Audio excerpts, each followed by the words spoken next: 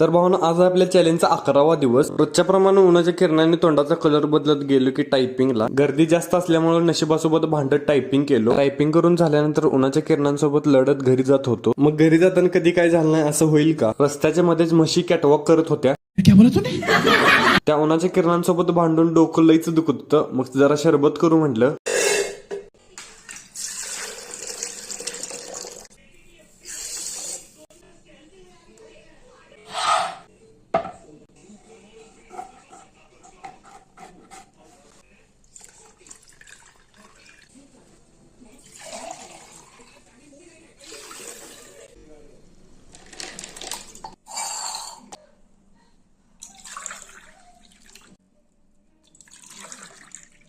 तर चला आता शरबत पिऊया. मग कशी वाटली आपली सिंपल शरबत रेसिपी कमेंट नक्की करा. व्हिडिओ आवडलास तर लाईक करा. व्हिडिओला जास्तीत जास्त शेअर करा आणि जाताना तेवढं फॉलो